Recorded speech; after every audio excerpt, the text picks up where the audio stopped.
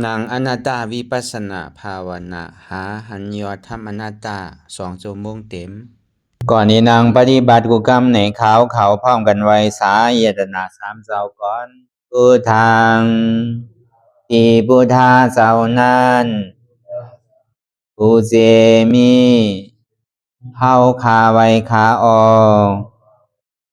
สาธุธรรมังที่ธรรมานาตาเจ้านั้นผู้เจมีเฮาคาไว้คาออกสังฆังยาริยาแปดเจ้านั้นผู้เจมีเฮาคาไว้คาออกต่อสืบกาเฮาติเลยดูคันธาเปิงดีพระตราสังขากรอิมาหังอัตตาภาวังพุทธัสสะปาริจาสามิกาติอันธาพาเปิงพี่แยมในดูตันพุทธาสาวเฮาออกอิมาหังอัตตาภาวังธรรมัสสะปาริจาสามิกาติอันธาพาเปิงพี่แยมในดูตันธรรมะสาวเฮาออกอิมาหังอัตตาภาวัง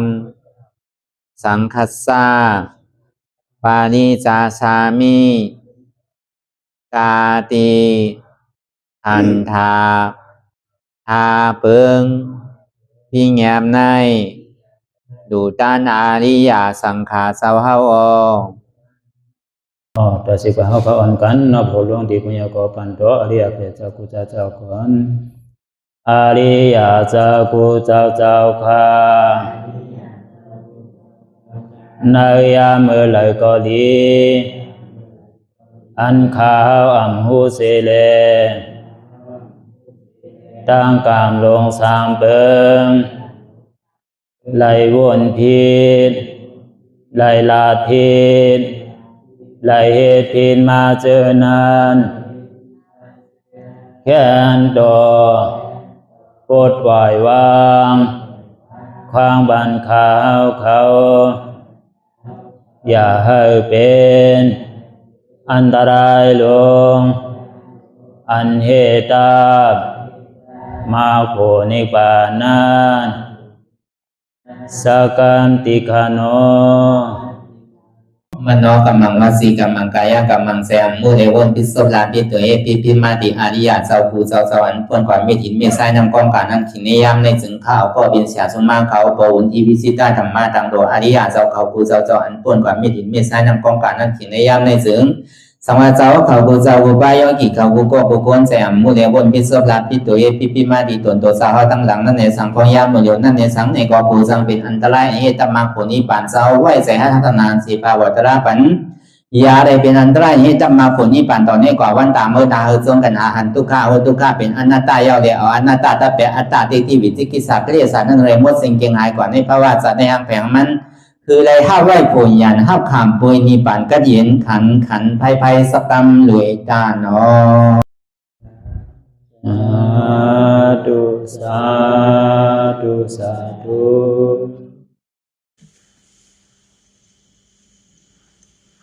ได้การนานาตาวิปัสสนาภาวนาหันยอดทำมนาตาในก่อนตั้งสุดในก็เขานางขากายกุดขากว่าทับต่างขาซ้ายก็ไรอำนั้นขาซ้ายทับต่างขากว่าก็ไรมือสองคอนต่างตักก็ยาไว้ตัวสื่ออย่าไปเชียงอย่าไปหย่อนยันก็ยาในที่เขาลาหูเนอเปิดทุยานปิญญารับตาเนอเปิดตาญาณปิญญาอยากตัวดีมันน้อวิญญาณธาตุใจที่อันเท่าผู้นั้นอันไรเสียนอันในที่มันพุทธพอเกิดขึ้นเป็นมานั้นคือเอาหมอวางเป็นอนัตตา อ่อนตังเฮาไปหันเจ็บไปหันทุกข์ไปป่องใส่เนื้อหน้าตาเตอก็เคยตีลมเคยใส่เขาอ่อนตังเคยใส่เขายาวๆเคยจอกยาวๆเคยใส่เขาลึกๆเคยจอกลึกๆเขาเกิดออกตายเขาเป็นออกลูกปองเกิดเวียบตายไหนใช่ว่าเขาตัวหลอกหลายในเขามีญาณตั้งหันสื่อใจญาณตั้งว่นสื่อใจหันเฉพาะที่มันนำอุเปิงไรเอาตั้งแต่ที่โหต่อไปจินนั่นมีอะไรพองหลานไหนเตียนเฮาอุเปิงพองอำที่สั่งไรในป่วนปีป่วนเดินป่วนวันมาต่อถึงพองยามเดี๋ยวในมันมีหลองตั้งสภาวะแหลกลายค่ายกูมือกูขิงกูข้าวยามมันเกิงมากที่มันเหมือนเก่าอันใดก็แหลกลายค่ายมากกูมือกูวันสองว่าหิงขาข้าวยามคุณตาส่วนตัวเขาแน่ผู้ว่ามันเก๋มาที่ๆป้นขึ้นก็เก๋ขึ้นป้นวันก็เก๋วันน่ะมันยอมลงมาที่ข้าวยามสังขารล่าในกินอายุสาเขาตึงปีกินตึงเหลินกินตึงวงกินตึงวันน่ะสองว่าพองยามมันเขาอ่อนกันไม่การตลาเนี่ยที่เรียกว่ามันเป็นพองยามที่อันสั่งถูกเป็นพองยามที่อันหมั่นแม่นซื่อใจเป็นพองยามที่อันเขาได้มาหวานเจื้อหวานพันไว้ก็ตัวไผ่ใจมันก็อย่าวีนักใสอย่าวีน้อยใสอันเฮาไปยามเฮ็ดอีปอกในเฮามาเฮ็ดก็ปองว่ามันเป็นเสื้อเป็นพันมันเป็นน้ำแมดของเฮาว่ากูก็อันเฮาไปยามเฮ็ดก็มีน้ำอันเฮาไปยามมาจ้างคือกรรมปังตลาในก็นำอยู่กวยการเฮาเลยจ้างมาปียาวข้าวหึงในก็มีนำอยู่กวยการมีนำอยู่ในก็กำนำในเฮาใกล้การมันติ๊กๆเฮาก็ยามอันเฮายามเฮ็ดกันมาสินั่นกวยกาเป็นคือก็1ปีป่นมา2ปี3ปีป่นมาพอดีว่าเอาโหย่อยโหย่ำมันมาเนี่ยทางตลาดที่อันเฮามาเปิดที่วัดอนันตาวิปัสสนากรรมฐานน้องเขียววันโดมลอยสะทงเมืองตะกิเล็กเนี่ยนะเมืองไต้ปอดอกพงเนี่ยที่ว่าปอกกำในมันเป็นปอกทนเก่าอันเฮาอ่อนกันมาเฮ็ดอันใดเฮ็ดเต้อันใดสอนเต้นานๆเนี่ยในปีเนี่ยเฮาอ่อนกันเฮ็ดมาเต้นั่นน่ะแล้วก็บอกว่ามันขอบมาสู่ในปอกทนเก่าเพราะในหวานเนี่ยเฮาเฮ็ด3ปอกทัดกันน่ะปอกในก่อนเลยว่ามันเป็นปอกทนเก่าเตียนเฮาก็มีดองตั้งคัดใสมังก็มังผู้มังก็มังโก้นเนี่ยก็เบิกการนำแหละมันมีไผต้วยหอต้วยเฮิรนมีไผไปเฮิรนมีไผลุ่มลาคนเฒ่ามีไผลุ่มลาปีน้องก็มันกระลาดกว่าจังว่ามันได้เฮ็ดสืบต่อกันกว่าพอขึ้นมาสืบเฮ็ดเนี่ยก็มันเหมือนหนังเฮาเตจ้าเดิมต้นใหม่ขึ้นของเมียวป่านั่นน่ะเพราะมันอยู่ตั้งพอมันออกมาในน้ำเมาเนี่ยก็แค่นิดนึงมันจังเตียนชื่อมันจังลุยกว่าตั้งไรเวลาพอมันได้เขานำขึ้นเนี่ยก็ทางหางลุยดีนะมันเป็นเช่นนั้นใจเฮากิเลสของเฮานั่นจังว่าอันเก่าอันเฮาว่าที่ใดเฮ็ดมามันก็กลมดูดักเก่าปอกก็ตึงมาตึงเก่าปอกอันนี้ก็เลยว่ามันโตตอนมากันกูก็มีดองตั้งคัดใจกันมากกูก็มีดองตั้งป่องแจงแรงใจกันมากกูก็มีดองตั้งหาฐานอันเฮาเมื่อกูปอกเข้าไปยามต่างสูงในก็เฮาก็เฮาต่างโยก็ในถึงมาปีเมื่อปอกคนมาปอกทนหาทน6แลสังทน7แลสังทน8ทนเก่ามาในสังในก็เฮาก็ซ้ำหัดขึ้นต่างมานี่ก็เลยว่ามันเป็นนำตอน พรดีกุนตาเฮาว่ากูก็เต้นั่นน่ะมันติมีเฮ็ดเฮามีลองตั้งคัดใจเฮ็ดไรเฮ็ดเต้ก็ซ้ำป้นไรกว่าเต้อยู่เยื่อนไรเต้เนี่ยก็ซ้ำป้นไรกว่าเต้อยู่เนี่ยก็แปลว่ามันสิเป็นแห้งใสเปิงนึงสิได้เป็นแห้งใสเฮาเต้นั่นน่ะก็บอกว่าพอเฮามานั่งตราเนี่ยมันหันเจ็บหันทุกข์เนี่ยมันจังเอาอะไรเฮ็ดล่ะมันจังเอาอะไรเป็นแห้งเฮ็ดตะล่ะนั่นคือแหละพอที่หันนั่นพอนั่งกำเดี๋ยวก็พอหันเจ็บหันทุกข์กำเดี๋ยวเลยมันโดไปหิงไปข้าวยามอย่างนั้นมันโดเลยเอาหยาดพิยาวนกว่าอันแจกอันเพมันนำเพราะว่ามันหันเจ็บหันทุกข์ก็เฮาดูเยื่อนเลยวนวางยอมผ้าไว้ที่แกมันโดมีการอย่างอันอื่นมาเป็นรองตั้งสุขสักสังก็วันนั้นอะไรว่ากามเฮาก็ยังตื้อหลีอยู่อันไรในก็เฮาก็หมอเยินหมอหู้หมอมีลองตั้งคัดใจปล่อยพาแปลลองตั้งส่วนโตลองตั้งอันเฮ็ดอันสร้างในก็ปล่อยพาว่างไว้กำหนึ่งแหละมาเฮ็ดลองส่วนโตอะไรว่าเฮายอมจุนยอมผ่ายอมวางโจกแก็บโจกเขาเลยมาจ้างตื้อกำตะลาเนี่ยก็แต่ว่าติได้ว่ามันเป็นนำตอนพรดีตาอันเฮาก้นเก่าเลยสังอันเฮาก้นใหม่เลยไปยามเฮ็ดนั่นเลยสังเนี่ยพอเฮามาถอมตัวเนี่ยเฮาบอกให้ตกใจนะอยู่หลายป้อมพัดโลงนั่นในนั่นติได้นางข้าวยามจื้อข้าวหนึ่งหลายชั่วโมงวันหลายปอกเนี่ยพอลงกว่าวันนี้ตกใจก็พอเฮามาจ้างตัวเนี่ยก็เฮาก็ปองเปิ้นเฮ็ดไรก็เฮาเฮ็ดไรรู้เปิ้นก็บังคับหนังเก่าว่าป้นหนึ่งอีหนึ่งไอ้ที่ไรที่พาดที่ป้อมันก็เป็นฐานนั่นต่างเด้อเปิ้นก็จุงจันเฮาก็จุงจันเปิ้นเปิ้นซ้ำหนึ่งเฮาซ้ำหนึ่งที่ก็เฮาก็บอกอายเปิ้นมานั่นน่ะเก่านี่เป็นกวนตังก็เก่าในการเปิ้นโน่นในเปิ้นยังเป็นคนยิงในเปิ้นยังเฮ็ดไรถ้ามันเป็นคนใจในเขาซ้ำเฮ็ดไรในหลีอายคนยิงอันในเนี่ยพอเปิ้นว่าก็ดีใจล้ำเปิ้นใกล้ฮ้อกันน่ะพอกัดถึงเมืองก็อยู่เมืองผีคนใจห้ามเกะคนยิงซ้ำน้ำเนี่ยนะก็กว่าเมืองนาลายเนี่ยคนใจซ้ำน้ำคนยิงซ้ำเกะเนี่ยก็เพื่ออันไหนเขามาทัดตัวก็หัวใหญ่บีมันเปลี่ยนสินั้นเปิ้นก็มีน้ำกัดเฮาก็มีน้ำกัดหนังเก่ามันตีจุงจันกันกว่านั่นน่ะเพราะมาตัวเลยเฮ็ดซ้อมกันนั่นหัวบ่เฮ็ดอยู่ห้างกล้วยเนี่ยเฮ็ดตีหอตีเฮือนเอาแค่นท้ายเอาใจเฮาว่าแค่น่ะเฮามีปักมีปึงน่ะป้อไก่เนี่ยก็เฮ็ดได้ป้อมไก่เนี่ยก็เฮ็ดได้ถามว่ามันตีโตตอนเนี่ยซ้ำยอมลงติ๊กๆลอยถึงลอยเฮ็ดตัวหลอกมีอยู่อ่านมาในเหมือนในถึงไร2 ชั่วโมงปลายนี่เนี่ยเฮ็ดก่อยเฮ็ดมาไร2 ชั่วโมงปลายไร2 ชั่วโมงไปพอถึงเมื่อผูกมาเนี่ยก็ยอมอยู่ติ๊กๆนั่นน่ะกำหนำเนี่ยมันเป็นนั่นเอาเฮ็ดทางกล้วยเนี่ยเอาใจเฮาว่าก็เบิ่งมันเป็นดีอยู่ที่เศร้าเฮาน่ะก็กะนางตีนอนแค่นให้นางก่อนนางมากกวนมากกว่าปักคิดนอนนี่เย้าจังว่ามันง่ายๆนั่นเก่ากระโจนเฮาติไรมา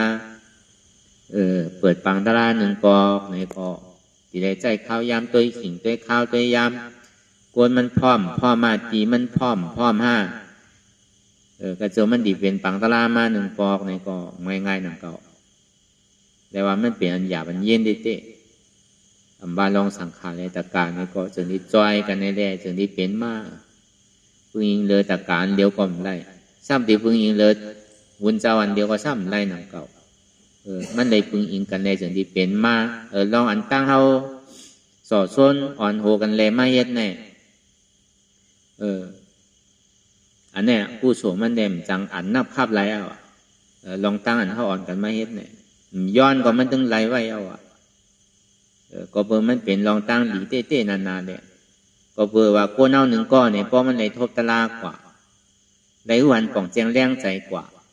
ลองมีอันที่มันมีลองตั้งหยุ่มพิษว่นพิษนั่นในซ้ำไรหันลองตั้งหยุ่มหมันแมนว่นหมันแมนกว่านี่เนี่ยแต่ว่ากู้โสพรดีเตียนเฮาไรอ่อนกันมาจ้างคือกรรมมีส่วนโดมจ้อมกันในเนี่ยเจียมเอาตั้งแต่เวียวิจ้าเขาตั้งแต่ตะกาเขาทีไรมาปัดมาเพียวมาดูเขาซ้อมพักซ้อมตั้งโมตั้งเสียงเตะกว่าซะใน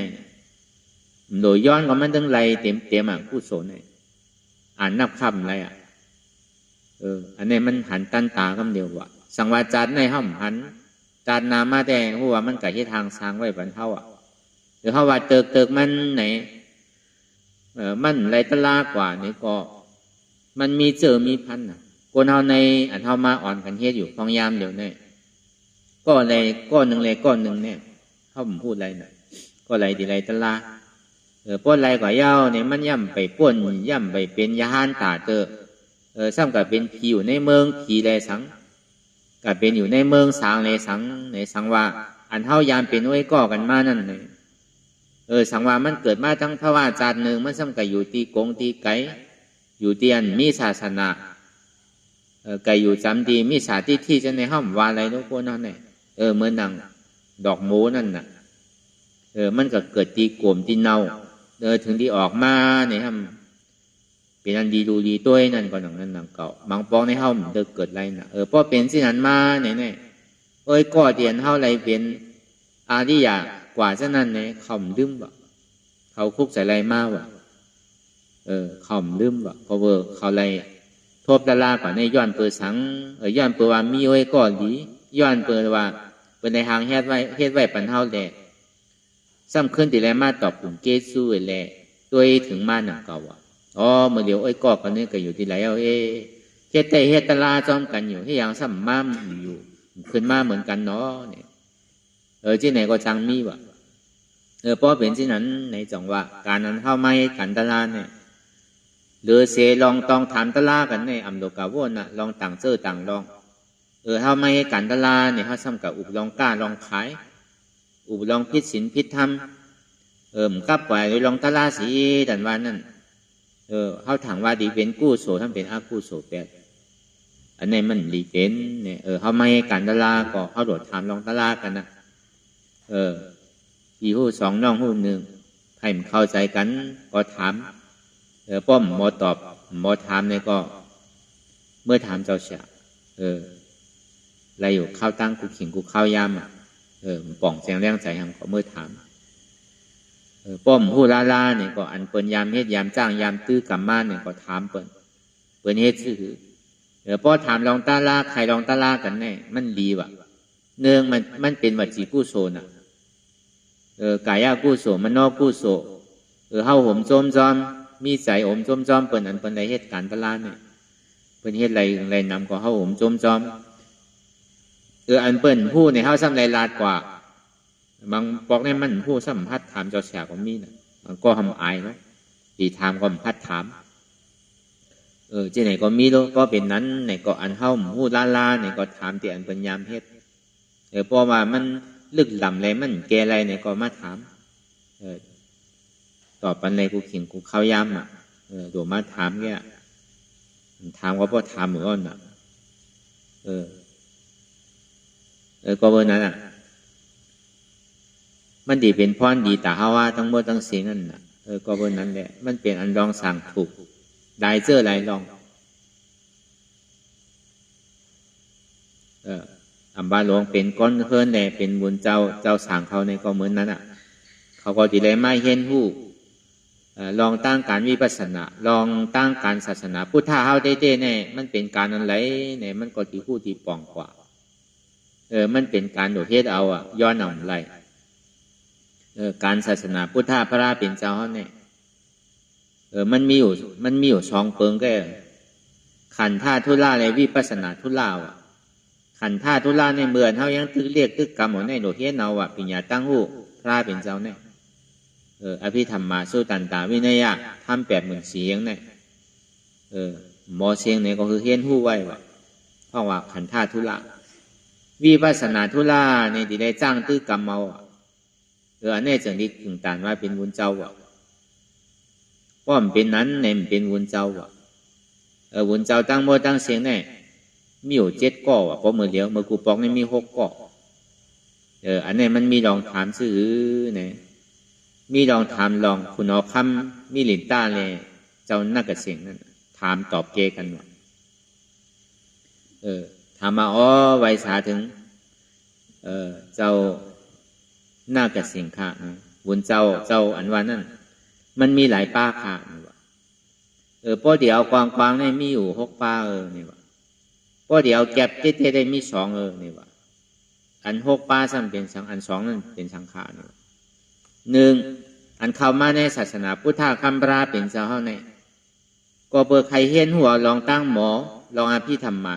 42,000 เหงสู้ดันตา21,000 เหงวินัยะ21,000 เหงในธรรมคำสอนของพระเป็นเจ้าเฮาในข่าวต่าง45 วัตดุมนั่นก็เบอร์ใครเห็นหัวลองตั้งหมอคำสั่งสอนของพุทธานั่นในแหละ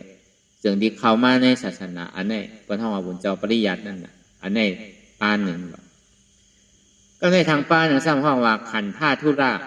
ยาวกว่าวิปัสสนาธุระใครออกก้นม่นรอดวะเป้าหมายสูงสุดของพุทธศาสนาเนี่ยปุณตาที่ออกก้นวะ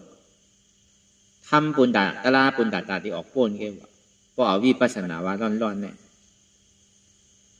ก็เบอร์นั้นเนี่ยใครป้นเหมือนหนังพระเป็นเจ้าเขาถึงใครป้นเหมือนหนังเจ้าอริยาเขาถึงนั่น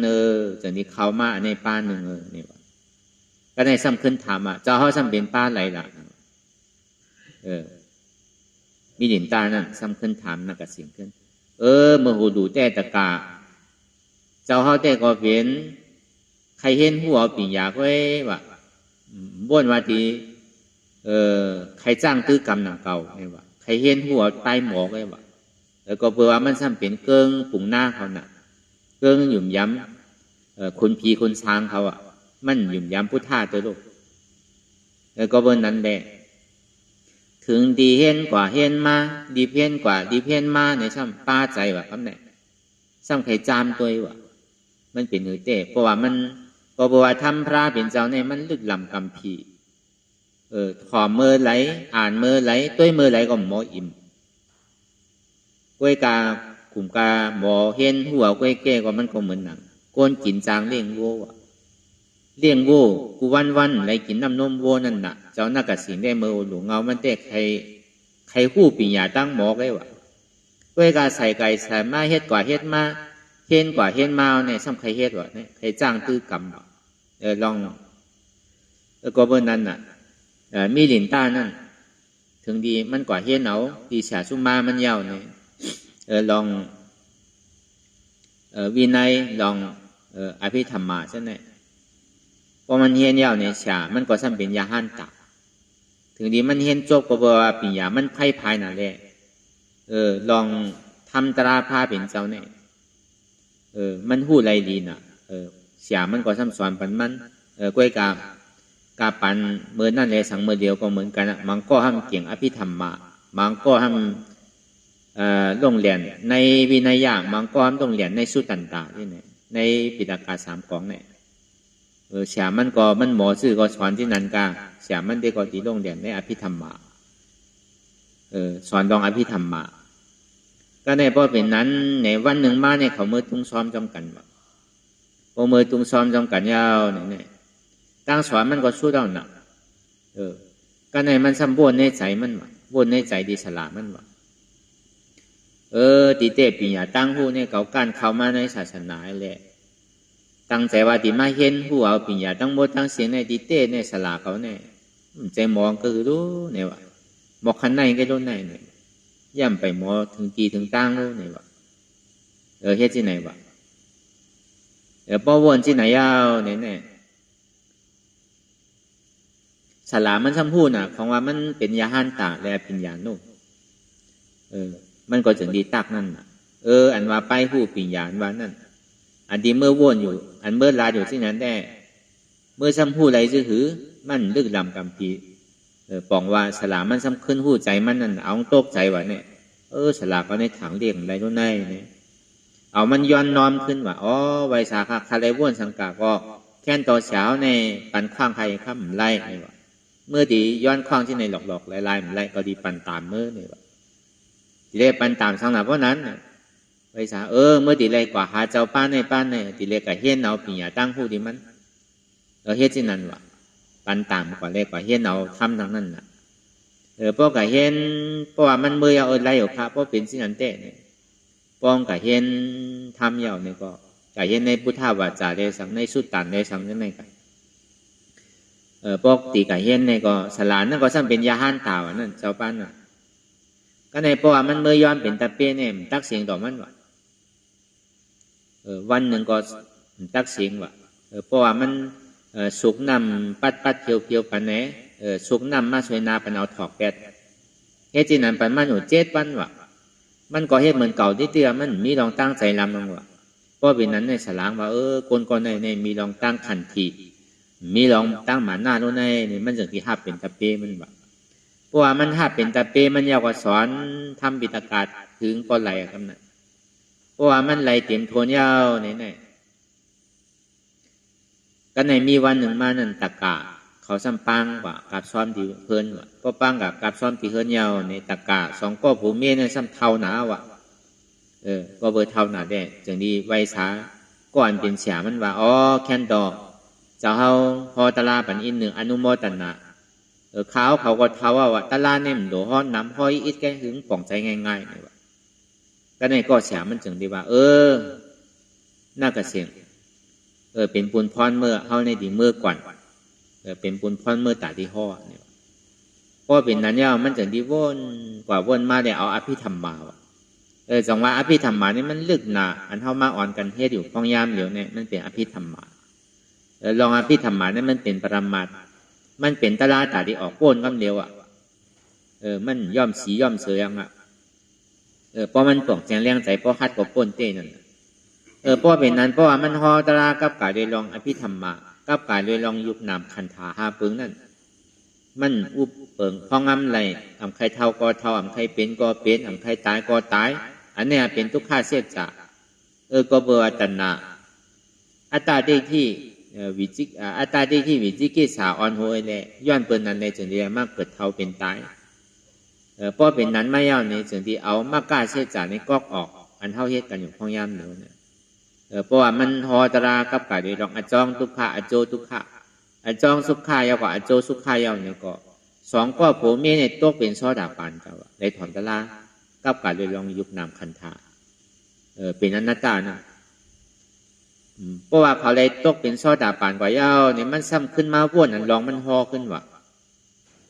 อันมันฮอกว่านั้นมันซ้ำเอามาวนตีมันฮอเนี่ยมันก็ซ้ำตกเป็นอาริยาขึ้นว่ะเจ้านั่งกับเสียงนั่นพอเป็นเช่นนั้นแล้วก็มันก็อนุโมทนาก็ปอกมากขึ้นอีกซองมันฉายาในหูว่ะในวันเหมือนในนั่งกับเสียงในเด็ดเซลเตยิ่งลูกศรยิ่งปึงกลางการเลี่ยมหนึ่งในสักกายาเตที่ในกวาย3 ตัวว่ะยิ่งกว่าเลี่ยมเหลียวเนี่ยตายไป3 ตัวว่ะสักกายาเตที่อัตตาเตที่นั่นพอเป็นนั้นถึงนั่นมาเนี่ยก็มันก็จะดีจ้างตลาที่เตี้ยกลมพึงนั่นมากกว่าเป็นยาห้านตากว่าเพราะเป็นยาห้านตาเอาก็จึงได้ไรปุนพรว่ามันเดี๋ยวเนี่ยมีหลินตาเนี่ยมันกว่ากะหานีจากเป็นวันในเมืองในกว่าหานีจากเจ้าสังขายาห้านเขาป้อมเป็นอยู่เป็นเศร้าไปเขาถึงเข้าป่าไผก็มตอบแก้ปัญหาเปศนามันไรเนี่ยอันนี้เมื่อมีปุนพรตาดีกว่าสอนตลาเป็นมันเนี่ยเขาปันเขาต่างบันมันจีนั่นเหมือนหนังคุณคำมีหลินต้านั่นอย่าไปว่าก็เลี้ยวไว้ก่อน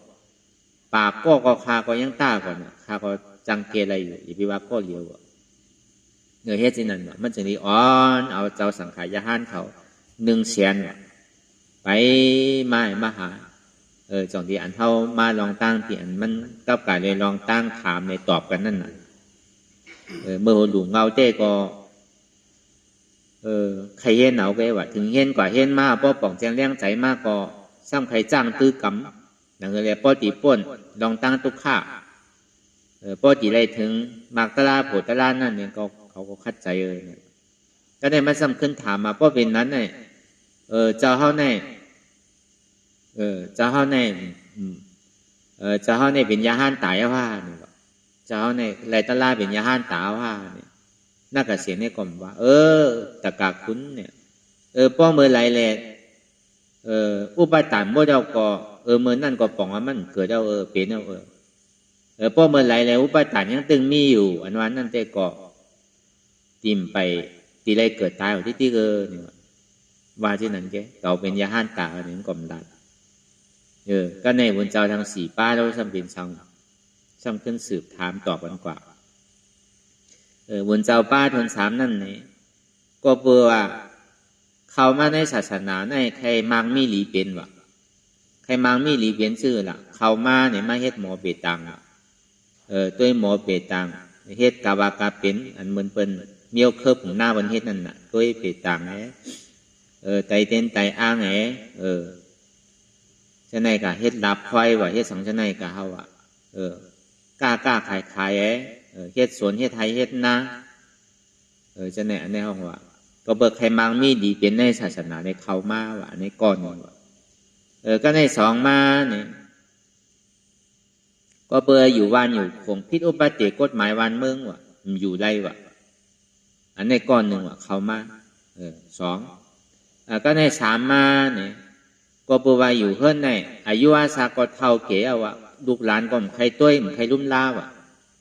ว่าตั้งแต่ก็เปิ่นใครลุ่มล่าว่ะก็เปิ่นนั่นในเขามาในศาสนาก้อนหนึ่งว่ะอันในสามก็ในสี่มาเนี่ยอยู่วันอยู่คงขี้ข้านเหตุการณ์เป็นไก่เหตุการณ์ก่อนกว่าว่ะอยู่ไรก็อยู่จอมปอจอมเมย์อยู่จอมดุกจอมล่างอยู่จอมสังก็เหตุการณ์ขี้ปอกขี้บุกขี้ตีขี้ข้านเหตุการณ์แหละเขามาในศาสนาป้าหนึ่งว่ะอันนั้นว่ะก็ในหามาเนี่ยพวกกาปานพ่องย่ำเดี๋ยวในปลายซึกปลายซื้อว่ะเด็กเขามาในศาสนากัดกาเลยมีซึกมีเสือป้อมใจบุญเจ้าได้มีหนังเก่าในเมืองเขาเนี่ยเปิ้นดีจนกันกว่าเหตุการณ์เหตุงานเอาลูกเอาเมียกันหมดกัดกาเลยมีซึกอะไรเป็นปลายนั่นเมื่อเหลียวเนี่ยมันไรว่ะเป็นบุญเจ้าปลายก็เป็นเอาทากหนังเก่าเนี่ยบุญเจ้าก็พร้อมว่ะพอถึงข้าวย่ำเลยทากว่ะคนยิงก็เป็นเอาเฮ็ดเมื่อเหลียวซึกนั่นก็เบอร์นั้นแหละมันมีที่นั่นเนี่ยวะเพื่อการวนเจ้าอันไรล่ะอันมันสั่งถูกอันมันกึ่งเธอกินข้าวซ้อมพักซ้อมตะการนั่นเธอปัจจัยสีเปิงสีป้านั่นมันเป็นวนเจ้าเมี่ยวไหลเนี่ยวะเป็นวนเจ้าสองป้าวะวนเจ้าปริยัติและวนเจ้าปฏิบัติวะอันไหนเขาโดจอยแถมวนเจ้าปริยัติวนเจ้าปฏิบัติแล้วก็เรียนศาสนาเขาตีเฮืองเปิงใส่กว่ามีตีไรอยู่ที่ไรเนี่ยก็เขาโดดปันแห้งพวกเขาเห็นดีเห็นลายกัดแขนเนี่ยเขาก็โดดส่งปันเห็นพอเมเดสังตะกาก้นวันก้นคงในสังเนี่ยก็โดดปันแห้งเนี่ยเก่าป้อมปันแห้งเนี่ยก็ศาสนาในเนี่ยก็จังดูจังเดียวกว่าหนังเก่าเมื่อเดี๋ยวตู้ผ้าสังขารเนี่ยหาหยาบนะรบหาแสงหาเงินหาคำเนี่ยยังหาไงวะหาวุนเจ้าเนี่ยหาหยาบนะวะเมื่อเดี๋ยวพอเดี๋ยวบุญเจ้าเท่าซ้ำโกหล่อนพอเท่าบุญเดียวกุ้งหล่อนกุ้งตายวะพอเดี๋ยวจะบุญเจ้าหนุ่มมานางจ้องในห้ามโกทักวะเอาก็ไหลก็มันสั่งถูกก็บนนั้นแหละอันไรที่เปิดเห็นปริยัติเห็นปิญญาตั้งหูตั้งหมอเนี่ยก็มันก็ดีปันแห้งตัวแห้งใจเพราะว่าตะกาเขาปันแห้งตัวแห้งใจก้นตานตีตายก็มันตายวะเพราะเขาเป็นยอกาตั้งเจ็บตั้งไม้มาซ้ำปล่อยเขาอยู่เช่นนั้นด้วยความดุมลาเขาเนี่ยถูกตีตายก็ตายวะตานตีตายเทิงก็ตายไว้วะมันเป็นเช่นนั้นวะเพราะหมอดุมลาเนี่ยเพราะหมอดุมลาก็เป็นเช่นนั้นวะตานที่ทาก็ซ้ำทักวะตานที่ตายก็ตายไว้วะเพราะอะไรดุมลาปัดปวดดุมลาบุญเจ้าปริยัติปฏิบัตินั่นเนี่ยถูกตีตายก็ไปตายเตอวะก็เบื่อยังตึงมีแห้งใจอยู่นั่นน่ะแต่ดีสืบเหตุการณ์ศาสนากว่าตานที่ทักก็ไม่ใครทักไปเท่าวะมันเป็นเช่นนั้นกันก็เป็นนั้นแหละอันนี้เฮาว่ากับการเลยลองมันสัมผัสยากกันแหละก็การเลยออกมานั่นน่ะคือเขาป้อป่องแสงแดงใส่ไว้ว่า อันเฮาที่ไรมาจ้างตื้อกำตลากันในนี่ก็คือเฮาบ่ป้องแจงเลี้ยงใจคือบ่ฮู้แจงเลี้ยงนี่ว่าการเปลี่ยนเฮาเฮ็ดอยู่พ้องยามเดี๋ยวนี้เลยว่าเฮาหวานเจอหวานพันเฮาซุ้มป่นมาปีไหนนี่ก็เฮาคุกจะไรเฮ็ดอยู่กูปีปีหนึ่งปอกในเติกมันในปีหนึ่งปอกในอย่าพี่เฮาห่างคือมันเฮ็ดไรก็เฮ็ดไรอยู่ปี2 3 4ปอกแค่นั้นดีเพราะว่าในหวานเฮาเปิด3ปอกน่ะเวียนเดินเอาเปิดติ๊กๆน่ะป้อมเป็นไรล่าเนี่ยก็ปีใด1ปอกเนี่ยอย่าพี่มันกัดอย่าพี่มันห่างล่าแล้วก็เบิ่งหังล่ะมันเป็นปุญตาตัวเฮากันน่ะมันใจว่าเป็นปุญตาตัวไผลูกเฮาเฮ็ดก็เฮาได้อันเฮาไปยามในเฮามาเฮ็ดจ้างตื้อกะเมานี่ก็ป้องเฮาก็สิป้องแจงเลี้ยงใจกว่าอำนำก็เกะอันใดผิดอันใดถูกอันใดหมันอันใดแม่นเนี่ยก็เฮาก็ฮู้ลองฮู้ตางมันอันใดเป็นวิปัสสนานั่นเป็นหือกลางใจพระเป็นเจ้าเฮาในซ้ํใครเว้ยเนี่ยสัตวะเนี่ยเป็นชื่อหือเนี่ยอันนี้ก็เฮาก็ค่อยๆฮู้ที่ป้องมันมานั่นน่ะตราพระเป็นเจ้าเตียนได้ฮ้อไว้นั่นเฮาก็ซ้ำขึ้นมาสืบเอาฮ้อนั่นเลยเฮาบ่ดีป้องแจงเลี้ยงใจนั่นก็มีปุญพรตัดอีไรมาสืบมาสั่งมาพอกว่านั่นเลยเฮาบ่ดีป้องแจงเลี้ยงใจกว่านี่ก็อันนี้ก็เป็นปุญตาเฮาว่าอันเฮาพยายามฝึกยามจ้างเนี่ยก็เฮาก็เลยมาฝึกมาจ้างอันแล้วเฮาฝึกจ้างเฮาเนี่ยก็ซ้ำขึ้นตัวตอนมาเหลือเก่าผู้ป้องแจงเลี้ยงใจมาเหลือเก่ามีรองตั้งฮัดมาเหลือเก่าอันยามพึ่งก่อมพึ่นมาอันยามนางเย้ามันหันเจ็บเนี่ยก็เขาซ้ำขึ้นต่างขึ้นมากก็ฮัดเฮ็ดไรเนี่ยก็บอกว่าเป็นน้ำแม่เท่ากันกูก็เป็นเจอเป็นพันกันอยู่กูก็เกาะในก็คือเขามีดองตั้งคัดใจแหละสืบบ้วนถ่อมเย้าก็ต้องคำกว่าแล้วก็วันนั้นเขาคำขึ้นวันเหมือนในเนี่ยเขาก็ซ้ำขึ้นที่มาสืบพอกับกายโดยรองงานหน้าตาราคณะสุขทางมันติได้ฮอดทัดกันอยู่หาขึ้นคำขึ้นวันเหมือนในเป็นคำขึ้นวันทนฉีอันที่เขาไล่ฮอดหน้าตานะกับกายโดยรองหน้าตาราคณะสุขเปลี่ยนพระเป็นเจ้าเฮาฮอยปันเจ้าวากีหาเจ้านั่นก็เพื่อว่าเมื่อเดิน8รอง1คำเพราะอะไรฮอดหน้าตาราคณะสุขสุดเสียงกว่าเย้าเนี่ยก็เจ้ากรัญญาเป็นยาหันตาเจ้าว่าป้าเป็นซ้อต่างป่านถึงดีฮออนัตตาลักษณะสุขเมื่อเหลือน8รอง2คำเนี่ยเจ้าว่าป้าห้ามเป็นยาห้านต่างกว่าเจ้าพัทยาเนี่ยซ้ำเป็นซ้อต่างป่านก็ในถึงดีฮอมาวันเมื่อเดิน8รอง3คำ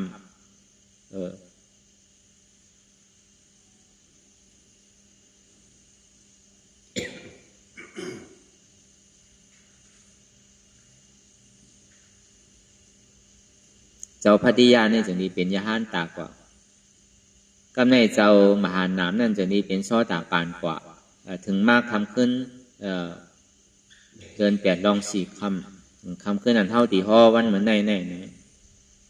คำขึ้นอันเท่าตีห่อวันเหมือนในก้าวไก่เลยลองอนาตาตีพระเป็นเจ้าเลยห่อไว้ย้อนเปิดอันเท่ามีดองตั้งหยุ่มพิษหยุ่มเปิงไว้ว่าดูขันธาวิญญาณนาขันธาเวทนานาขันธาสัญญานาขันธาสังขารนาขันธาขันธา5เปิง5ป้านั่นมันมีดองตั้งหยุ่มคิดไว้ว่ามันคือมีดองตั้งหยุ่มคิดว่าเป็นสุขะมีดองตั้งหยุ่มคิดไว้ว่าเป็นอัตตาสังว่ามันคือเป็นสุขะเป็นทุกขะเต้ในซื้อให้อย่างมันซ้ำมีดองตั้งแหลงลายให้อย่างให้อย่างมันซ้ำเป็นทุกขะอยู่ให้อย่างมันซ้ำเป็นสุขะไปสังว่ามันเป็นเก่าเต้ให้อย่างซ้ำอุปเปิงไรย้อนเบอร์ว่าขันธา5เปิงเนี่ยมันคือมันเป็นอนิจจาย้อนเบอร์ว่ามันคือมันเป็นอนิจจาเนี่ยมันจะได้เป็นทุกขาย้อนเบอร์ว่ามันเป็นทุกขามันอุปเปิงพองำหรือมันไรเนี่ยถึงในห้องว่ามันเป็นอนัตตาห้องว่าขันธา5เปิงเนี่ยมันเป็นอนัตตาพระเป็นเจ้าฮอกับกาโดยลองดูป้าขันธาอนัตตาวิญญาณนักขันธาอนัตตาเวทนานักขันธาอนัตตาก็ในซ้ำขึ้นมาตีตอนสัญญานาขันธาอนัตตาเนี่ยในคำขึ้นวันเหมือนในเนี่ยเขาตีซับแรงกับกายลงสัญญานาขันธาอนัตตาสัญญานาขันธาเนี่ย อันนี้จะสัญญาณขันธาทุกขาสัญญาณขันธาอนัตตาสัญญาเตียนเท่ากับว่านั้นใดอันหนึ่งเรื่องเก่าๆมันบ่ป้วนกว่าเย้า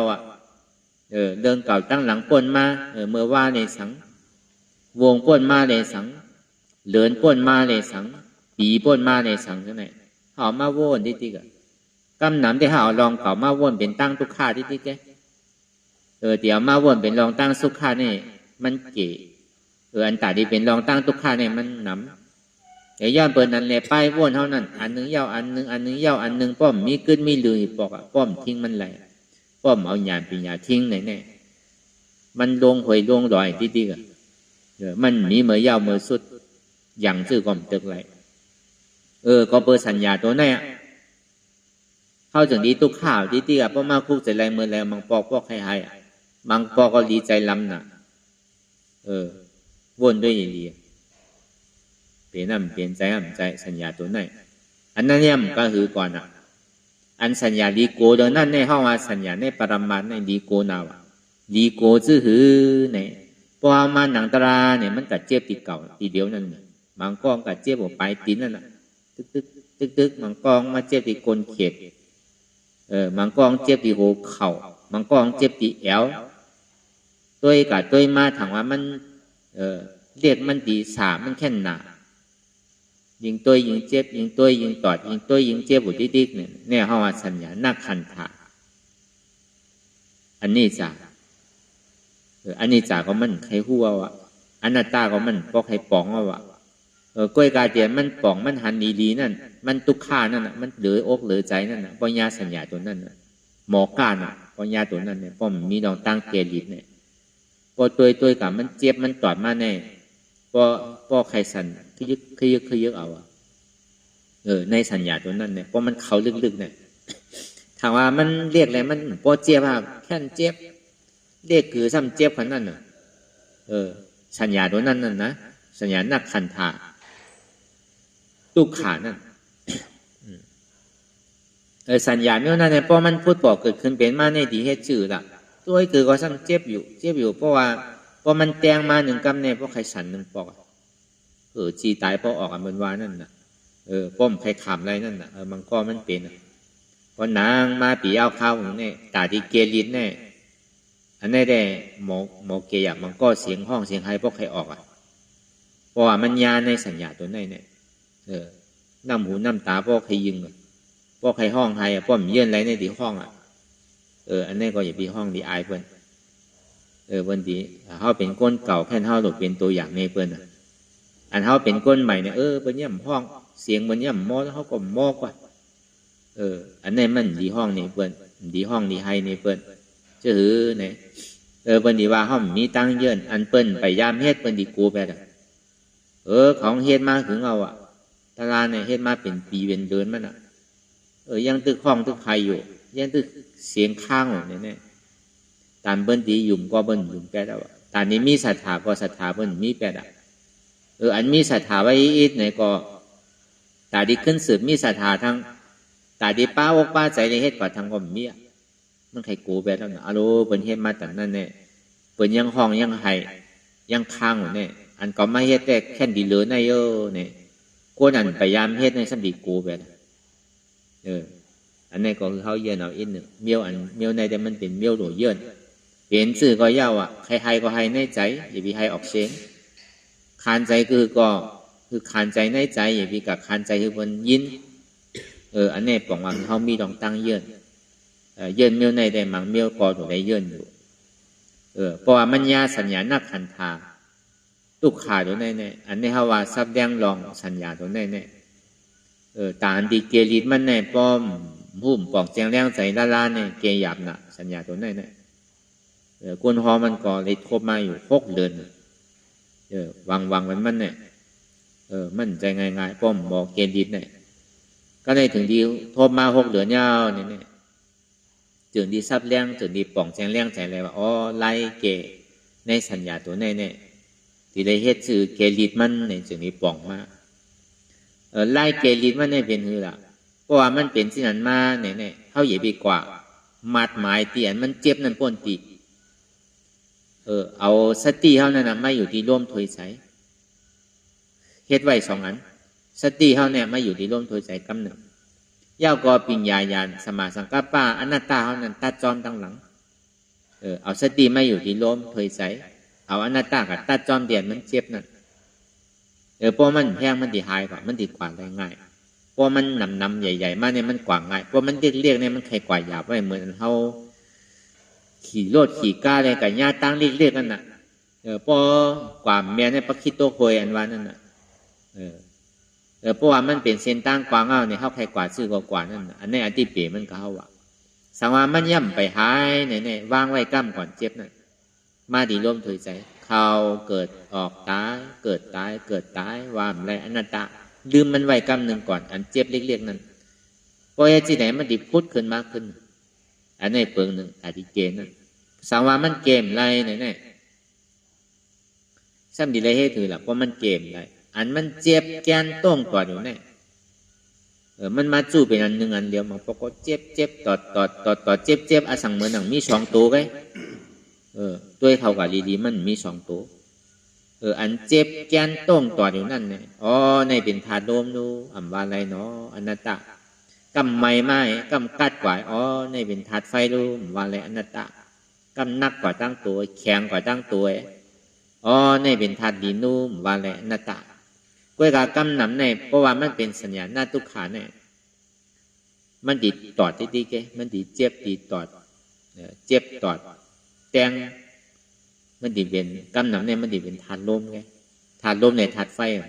ตึงเจ็บตึงตอดตึงแกนตึงเสียบตึงไม้ธาตุลมในธาตุไฟล้อกันพอเป็นนั้นก็เข้าหลวงว่านะในเป็นธาตุลมไม่รู้อัมวาอะไรอนัตตาเฮ็ดที่ไหนกว่าสังว่าหายลาเนี่ยกำนึงสุดมานั่นด้วยต่อถึงมันพอดูกว่าตัวเจ็บนั้นพอดูกว่าป้อมได้ลาก็ลู่นังเก่าเพราะว่ามันอันที่หับตับไว้เนี่ยมันได้มีอันหนึ่งอันเดียวตีที่หับตับไว้น่ะเหมือนเขาว่ามันมีเจ็บอันเดียวกันต่างเมียวเนี่ยมันมีมันมีตรงและเจ็บแค่ต่างเมียวเนี่ยมันพานาเนี่ยตัวเขากว่าดีอันเจ็บก็มีอันเสียบก็มีอันแกนก็มีอันต้นอันตอดเนี่ยก็มีเพราะเขากว่าหันเสียเนี่ยก็ตัวกว่าที่ปลายจ้างเขาจุงงานหวังมันตัวลงมันดีเป็นเถอะเฮ็ดที่ไหนก็มันดีลูกกว่าอันในลายเปลายเกลีมันมีอยู่4เปิงพอมาตกตีสัญญานักขันธาตัวแน่อันมันก็มันเจ็บปนตีนั่นแน่เสียงห้องเสียงไฮพอออกตั้งเจ็บมันมันแจ้งแบบพอยึกเอาพอมันผ่านตัวแน่แล้วก็แน่สัญญานักขันธาอันนี้จ้าตัวต่อถึงมันพอเป็นอันนี้จ้าสัญญานักขันธาตุกขามันนึงตุกข้าวเยาตุกข้านี่มันมาตั้งอันนี้จ้าไปทำไปหู้เตอมันตุกข้านี่มันตึงหับไรดีๆยิงว่นก็ยิงตุกข้านั่นพอเป็นที่นั้นเนี่ยเขาก็เอาล็อกไลน์กูเจอกูลองอันที่ว่ามาในเกณฑ์ดีกว่าเดี๋ยวก็วนวางเป็นหน้าตากว่าอันสัญญาตัวนั่นก็เพราะว่ามันตีหายเนี่ยมันตีพุทธหายกว่าเดสังนั้นมันก็สำคัญดีขึ้นจู่มาเป็นอันหนึ่งอันเดียวเดสังมันตีง่ายกว่าเขาตีวนกว่าแต่ก็เพราะว่ามันอยากตัวตีในสัญญาตัวนั้นก็มันดีรูปแบบเพราะมันรูปแล้วมันเป็นเวทนามันรูปแบบนั้นมันจะได้เข้ากับในสังขาราพวกเขาในสังขารานี่ก็พอไม่ยักกรรมเนี่ยก็มันก็ลู่กว่าเพราะเหมือนของเรียนอันในห้องว่า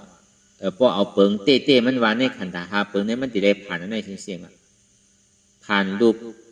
ผ่านตัวเอาผ่านใจเอาผ่านเจ็บเอาผ่านสัญญาผ่านสังขาระจึงว่าฮุบจู่มันบ่เสียงนั้นสัพเพสังขาระอันนี้จาสัพเพสังขาระทุกขาสัพเพสังขาระอนัตตาในสังขารเนี่ยก็เป็นอนัตตาในวันเหมือนในเฮาว่าก็กลายได้ลองสัญญานักขันธาอนัตตาในสัญญานักขันธาอนัตตาเพราะเป็นเช่นนั้นในก็เจ้ามหาหนามนั่นมาปล่องใจยังไงพ ก็ป่องแจงแทงใส่ที่ไหนเอาเนี่ยก็คืนสามมากำเดียวกันน่ะสตการมีมากสตการมีโผอนาการมีมากอนาคามีโผอาราธามากอาราธาโผคืนกำเดียวก็คืนกำเดียวเนี่ยเจ้าอาสัจจีก็ตกเป็นโซดาปานกว่าพระเป็นเจ้าที่ก็ฮอถึงเสียงกล้วยกะลองตั้งเข้าใจเนี่ยพอมันหนังเต้มันเหมือนกันเนาะมันก็เจ็บตัวเยื่นตัวอะไรอันนี้มีกันกุกก็มันก็ในตัวนี่เยื่นอะไรมากกล้วยกะใจเนี่ยมันทิ้งไรใจพวกใครพูดใครผ่านใครขาดอันนี้ก็ดีทมมากก็ในได้ตัวก็พันใจก็พันเดือดสิเจ็บแก่เมื่อเดี๋ยวเนี่ยเพราะมันหนังก็เจ็บกันเดียวอันนั้นเข้ามาในเวทนานักขันเท้าเพราะมันผ่านเจ็บเจ็บเนี่ยก็ป้วนกว่าก็ในเจ็บมือดูเนี่ยมันหันเจ็บกว่าเชียงๆก็ในเจ็บเนี่ยมันเรียกลงก็ในมันมีเป็นเตี้ยมันกับเจ็บเป็นเตี้ยพอมันเจ็บเป็นเตี้ยเนี่ยมันเหลืออกเหลือใจน่ะอันนี้ก็ใหญ่ยากมากก็ในถึงดีตัวกับเพราะห้อมหนึ่งขึ้นตรงมาในเจ็บเนี่ยมันหายออกกันไหนพอเขาวนก็ดูกว่าก็เพราะว่าสัญญาเนี่ยมันสุดกว่าเย้าเนี่ยก็มันกลายเป็นเย็นเป็นสังขารมันดูกว่าห้องเป็นห้องเวทนาดูเวทนาดูเป็นดูพุทธเวทนาดูเป็นดูพุทธเป็นดูสุดตัดพุทธกิเลสหักเวทนาดูมันไปสุดเตอพอมันดูว่ามันดีเหตุการณ์ในเฮาหลวงวนจอมตัดมันนี่แหละมันดีสุดกว่ามันดูกำเดียวเนี่ยมันดีสุดใจเวทนาดูเป็นดูสุดเวทนาดูเป็นดูสุดเป็นดูพุทธอนุรามายานเกิดตัดพุทธกิเลสหักเพราะเมื่อไรอนุรามายานเกิดแล้วมันจะนี่ตัดแต่กิเลสหักเลยอนุรามายานวันนั้นมันเป็นใจอันหนึ่งอันเดียวในยุควิญญาณเวทนาสัญญาสังขารเนี่ยมันดีมาสู้เป็นอันหนึ่งอันเดียวมีสองเพราะเหมือนนั่นนะพอมันตัดเอาเนี่ยก็มันก็ขาดเพราะว่ามันขาดก็กว่าเอาในอันเจ็บแก่ในปากปูนันที่มันอยู่ในตัวในใจเขาในเวทนาอันวันนั้นมันก่อยไปถึง25%มันดีข้ามทั้งหมด75%ก็เป็นตกเป็นโซดาปานอัตราเด็กที่วิธีกิจสาเนี่ยก่อยไปข้ามทั้ง75เพราะเหตุที่ไหนก่อนที่เดียวเนี่ยก็มันก็ดีทบดีหาอันนี้เขาวางกับการได้ลองอนัตตาลักษณะสุขนั่นเขาเอามาห่อในคำขึ้นวันที่4เดิน8ลองอันนี้ว่าลองพระเป็นเจ้าห่อไว้เมื่อเดิน8ลอง4คำนั่นเจ้า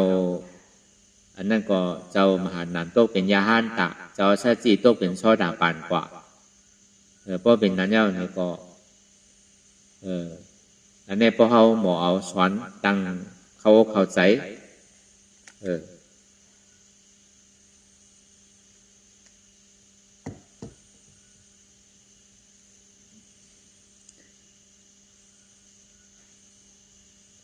ก็ขาดเลยลองอนัตตาลักษณะสุขนั่นเนี่ยก็มันก็ซ้ำงามซ้อมมันเดียนเท่าไรมาเหตุการณ์ตละอนัตตานั่นจงดีคู่ดีกว่าดีมามันอันไรเสียนั้นเนี่ยอันติมเป็นตละเนี่ยมันมีเขายักษ์อะไรก็มันเป็นตละเสียงเขาปล่อยไปอันไรพอเขาปล่อยเขาจุนไรตัวก็เขาเป็นน้องเจ้ากรัญญาพอจุนไรใจเนี่ยก็เขาก็เปลี่ยนน้องว่าป้าเนี่ยพอจุนไรเจ็บเนี่ยก็เขาเป็นน้องเจ้าปฏิยาพอจุนไรสัญญาเนี่ยก็เขาเป็นน้องเจ้ามหานามพอจุนไรสังขารเนี่ยก็เขาก็ดีเป็นน้องเจ้าอัสสจีในขันธาเปิงเนี่ยจงว่าในโลกาเนี่ยอันทุกข้าเรือนไรมากขันธาเปิงเนี่ยมีอันแตกเอาว่าทุกข้าเรือนที่สุดว่าขันธาเปิงเนี่ยพอเขาปล่อยมันแปลแล้วก็มันทุกข้าวเนี่ยอันทุกข้าอันตาที่แตกหนึ่งอันเท่าไรมากขันธาเปิงเนี่ยมีอันแตกเอาทุกข้าเรือนเนี่ยอันสุขาเรือเปินที่สุดในโลกาทั้งหมดทั้งสิ่งนั้น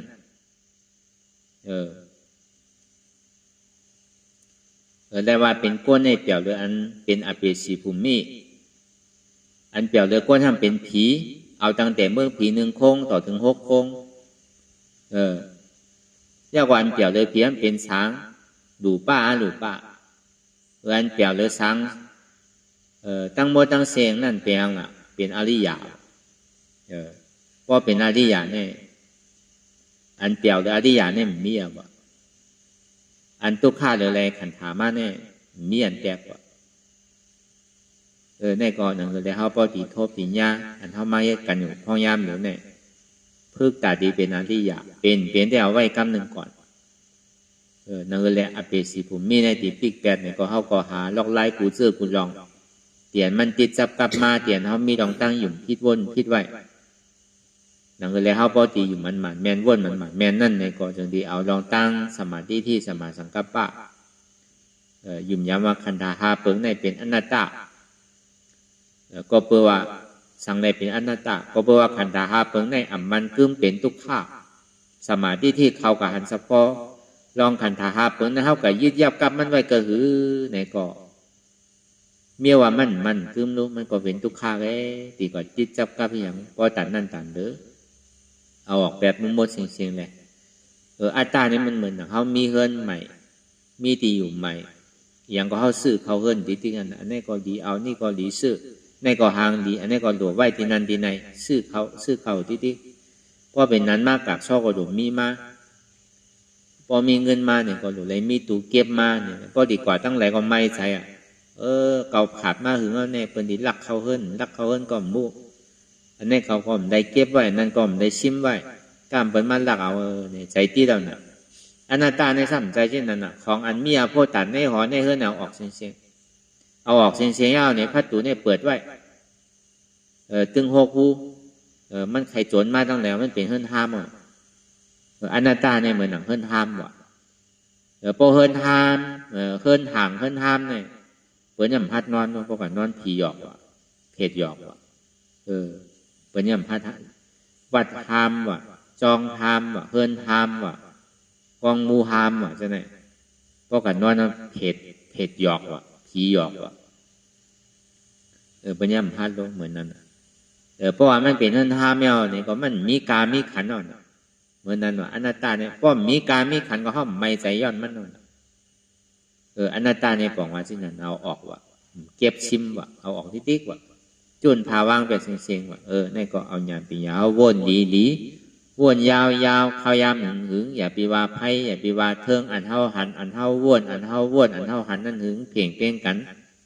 ทำมีหันเจ็บทำใจหู้เจ็บเป็นอนัตตาทำมีหันทุกข้าทำใจหู้ทุกข้าเป็นอนัตตาทำมีหันเจ็บแกนต้องต่อเนสานสันไหวคมไตทำใจหู้อันเจ็บแกนต้องต่อเนสานสันไหวคมไตนี่เป็นอนัตตาทำมีหันว่าอ่ำใจหูเก่าอ่ำใจขาเก่าอ่ำใจมือเก่าอ่ำใจตัวเก่าอ่ำใจเก่าอ่ำใจเจ็บเก่าทำใจหู้ว่ามันเป็นอนัตตาบ้วนต่อถึงเจ็บนั้นพอสุดบ้วนต่อถึงทุกข้าพอสุดตัดต่อถึงอัตตาโปโตพุทธขาดกว่าอะไรที่มันพุทธบอกเกิดขึ้นมานั่นคือเขาหมอวางเป็นอนัตตาสะพอไหล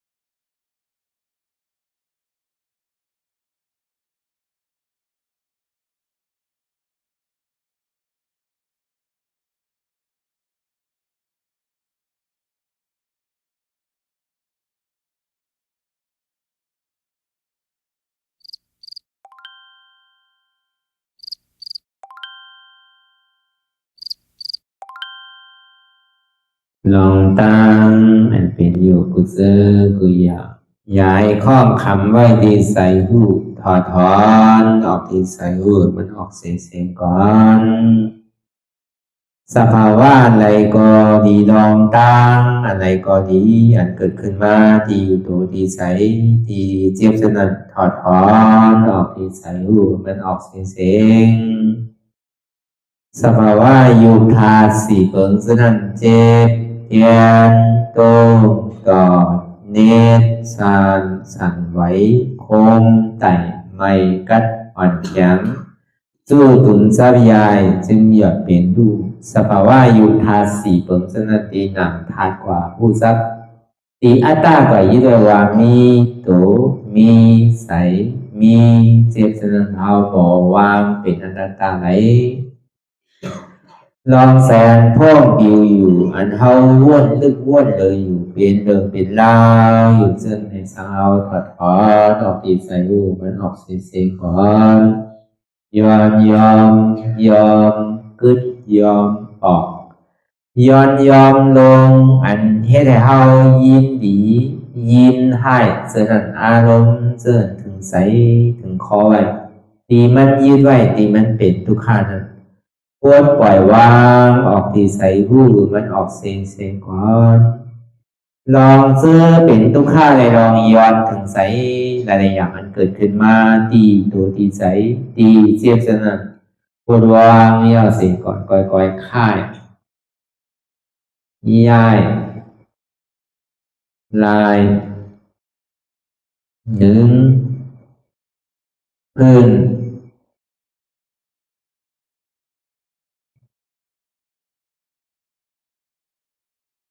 พยายามไหนก่อยเปิดตา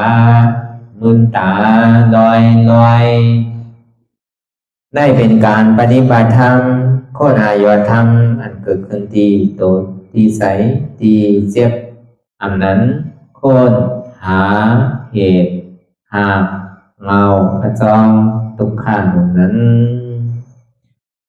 ต่อสิ่งการในเฮาที่ได้ส่งเมตตาถึงวิเนยสัตวะทั้งหมดทั้งสิ้นก่อนอิดามิปุญญังอาสวะคายังนิพพานังวังโหตุมาปุญญาภากังสัพเพสัตตาสัมมาลาภันตุอิตังเมปุญญังอันเฮาคาไลมาตือกรรมปฏิบัติวิปัสสนาภาวนาหาอัญญธรรมอนัตตาในอาสวะคายังเปียนันถาสัพตัดเปนาสวะสีเปิงเสียวแลนิพพานังตีนิพพานันขอดูให้ถึงเสกัมติคามาปุญญาภากังพรดีอันคามานาวิปัสสนาภาวนาทรงยืนปันสัพเพสัตตานังเอวปอเมสลาญาติกาดึงเคเจอเคได้ก็แลจากว่าสัตวาทั้งสิ่งทั้งดวงนั้นสมาลาพันตุอะไรพรดีนำกันตั้งเฮาคา ตังสิงสกรรมติคาโนสาธุสาธุสาธุ ต่อสิกว่าเขาก็อ่อนกันนับหัวหลวงที่ปุญญาโกปันโตอริยเพียเจ้ากูเจ้าก่อนอริยเจ้ากูเจ้าข้าในยามเมื่อไหร่ก็ดีอันข้าวอ่ำหูเสเลตั้งกามลงสามเปิงไหลวนพิษไหลลาดพิษ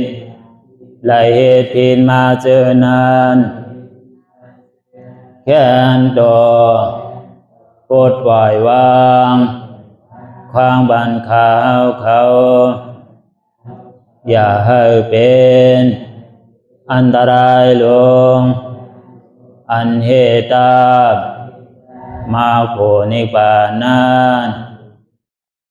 สกันติคาโน